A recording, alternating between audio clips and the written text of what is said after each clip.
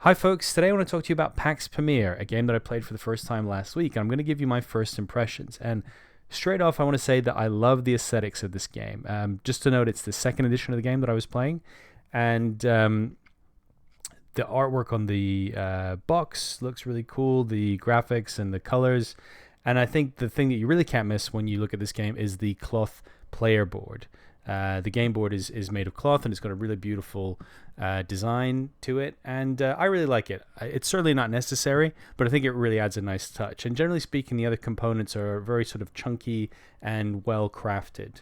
I know in some Kickstarter backer levels you could have gotten metal coins as well, but we didn't actually have those in the game that I played. And in terms of the actual gameplay of this game, I was initially kind of confused and thought that you played as one of the three imperial factions in the game, which are the British, the Russians, and the Afghans. But actually, you're playing as a tribal chief. The game plays up to 5 people, and you're playing as a local Afghan tribal chief, vying for influence amongst these imperial factions. And essentially in the game, you're doing a combination of area control, using multi-action cards to build a tableau. And what you want to try and do to score in the game is essentially twofold. You want to facilitate one of those 3 imperial powers gaining dominance on the game board, which is sort of a map of Afghanistan and Afghan regions. And at the same time, you want to make sure that you've got the most influence within the dominant imperial faction.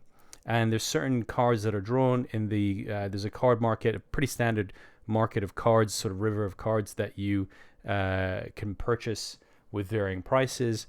And there are these dominance cards that come out that trigger scoring, and the faction, the Imperial faction that has the most control on the game board, essentially wins that. And then, in terms of the players, the person with the most influence within that Imperial faction gains the most points.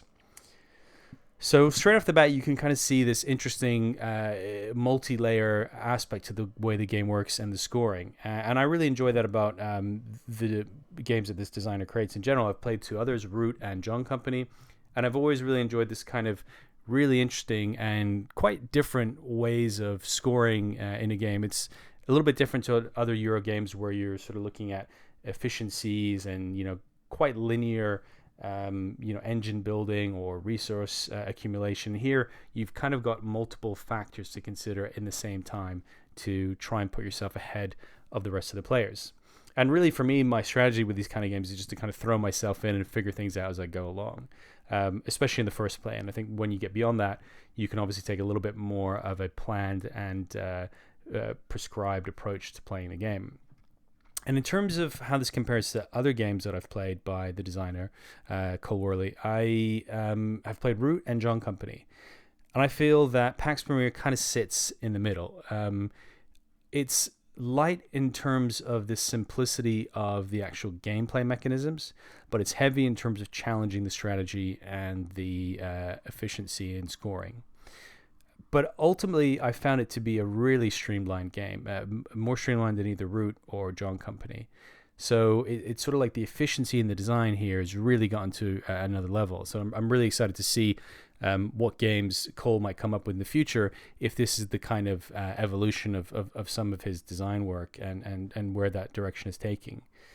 Overall, I got to say, I just really, really enjoyed this game. It's probably one of the best games I've played in 2019.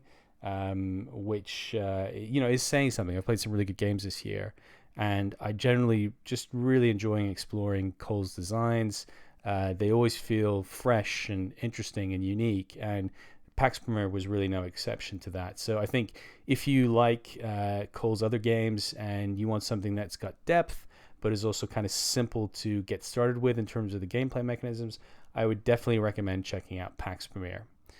Thank you very much for your time and listening to this. If you have any questions, just drop them in the comments here, or you can hit me up on Twitter. I'm at Game Minimalist, all one word on Twitter. And in the meantime, enjoy your gaming.